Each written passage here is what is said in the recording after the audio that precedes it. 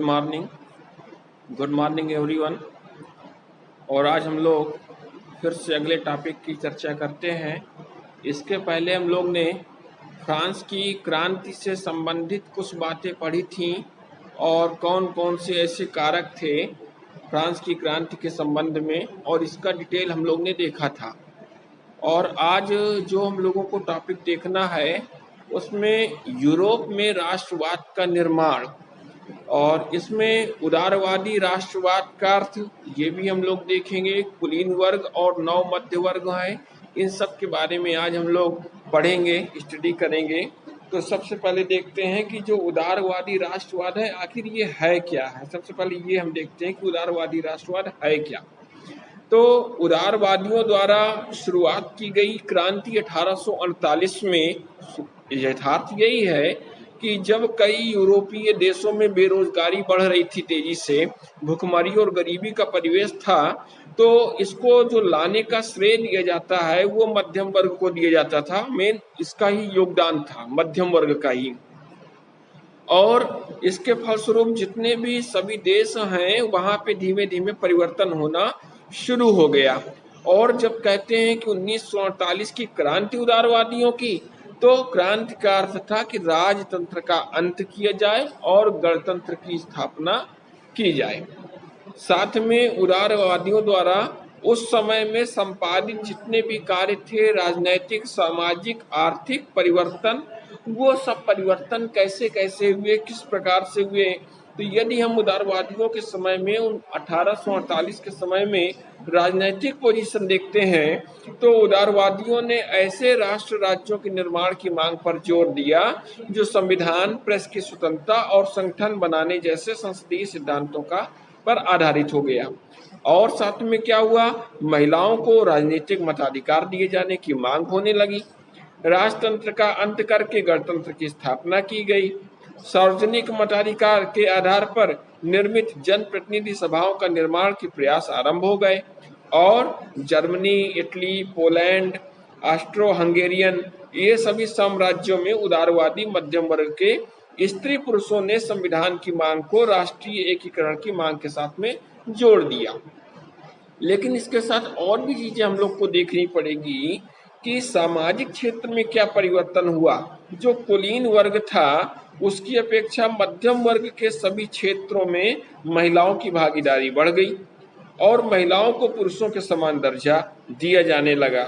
यदि आर्थिक क्षेत्र देखते हैं तो बाजारों की मुक्ति, चीजों और पूंजी के स्वतंत्र आदान प्रदान की मांग ने जोर पकड़ा और व्यापारिक उन्नति के मार्ग खुल गए। मजदूरों और कारीगरों ने भी अपनी मांगों के लिए प्रदर्शन और आंदोलन का मार्ग अपनाया।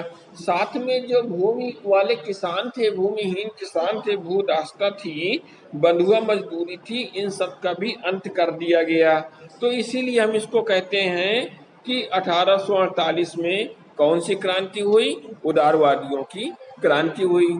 यहीं पे हम लोग और यदि कुछ सोचते हैं, थोड़ा सा और भी देखने की कोशिश करते हैं कि आखिर जो उदारवादी व्यवस्था चल रही थी यूरोप में, राष्ट्रवादी ये उदारवाद चला राष्ट्रवाद को ध्यान में रखते हुए, तो क्या ऐसी कुछ कारण पड़ गए थे और जिसमें उदारवाद का इतना बढ़ावा दिया गया, उसको इतना जो है इसका विस्तार किया गया।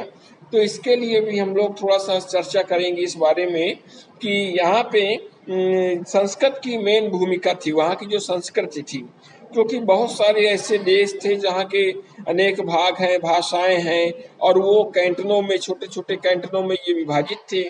और साथ में जब धीमे धीमे वहाँ पे राष्ट्रीय भावनाओं का विकास होने लगा था, तो उस विकास के बाद फिर क्या हुआ कि वहाँ पे युद्धों और क्रांतियों के साथ साथ वहाँ की जो संस्कृति थे, कला, काव्य, कहानियां, संगीत, इसमें राष्ट्रवादी भावनाओं को विकसित करने और व्यक्त करने में सहयोग भी दिया गया।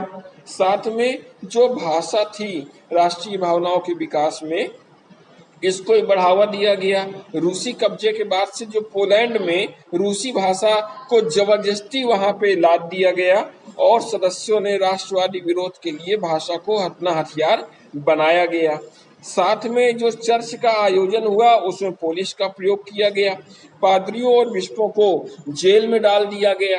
अब जो पोलिश भाषा है वहाँ की, है ना, वो पोलिश भाषा रूसी प्रभुत्व के विरुद्ध संघर्ष के प्रतीक के रूप में देखी जाती है, वो पोलिश भाषा। इसके अलावा जन विद्रोह शुरू हो गया। 1830 में यूरोप में जनसंख्या में तेजी से वृद्धि हुई और उन इलाकों में जहां कुलीन वर्ग अभी सत्ता में था, वहां पे किसानों के कर्ज के बोझ तले दबे थे किसान, और शहरों और गांवों में कई कारणों से गरीबी थी वहां पे, तो लोगों ने विद्रोह करने शुरू कर दिए और जो रूढ़िवादी सरकार थी वो कमजोर होने लगी। इसके अलावा मध्यम वर्ग का भी उदय हो गया, क्योंकि दो प्रारंभ से जो वर्ग बने हुए थे, कुलीन वर्ग और दास वर्ग, तो औद्योगिकरण के कारण क्या हुआ कि सामाजिक समूह श्रमिक वर्ग और मध्यम वर्ग में विभक्त में हुआ, और उद्योगपति, व्यापारियों और सेवा क्षेत्र में जो लोग लगे हुए थे वो भी अस्तित्व में आया, और इनको विशेष अधिकारों की समाप्ति हुई। शिक्षित और उदारवादी जो मध्यम वर्ग था उनके बीच राष्ट्रीय एकता के विचार भी बढ़ने लगे, और उदारवादी जो विचारधारा का प्रारंभ ये जब बढ़ा तेजी में उदारवाद, नए जो मध्य वर्ग थे, और इनका अर्थ यही हुआ कि व्यक्ति के लिए आजादी दिलाना, कानून के समक्ष सबकी बराबरी, और उदारवाद एक ऐसी सरकार पर जोर देता था जो अपनी सहमति से बनी हो, और आर्थिक क्षेत्र में उदारवाद, बाजारों की मुक्ति, चीजों और पूंजी में आवागमन पर राज्य द्वारा जो भी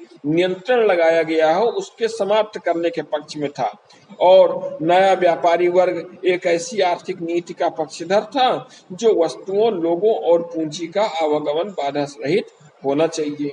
साथ में इसी को देखते हुए यूनान में भी स्वतंत्रता संग्राम शुरू हो गया, और पूरे यूरोप में राष्ट्रीय भावनाओं का संचार हुआ, और आजादी के लिए 1821 में भी ये संघर्ष प्रारंभ हुआ। 1832 में कुस्तुनतुनिया का नाम सुना है आपने, है ना, भारत से जब व्यापार होता था यूरोपीय क्षेत्रों में, तो कुस्तुनतुनिया की संधि ने यूनान को एक स्वतंत्र राष्ट्र की मान्यता दिला दी, और यूरोप के अन्य देशों को भी एकीकरण करने के लिए प्रेरित किया गया। इस तरह यूरोप में राष्ट्रवाद तेजी से बढ़ा। तो आज का हम लोग का टॉपिक यहीं पे है, और फिर हम लोग नेक्स्ट टर्न में अगले टॉपिक पे चर्चा करेंगे। तब तक के लिए नमस्कार।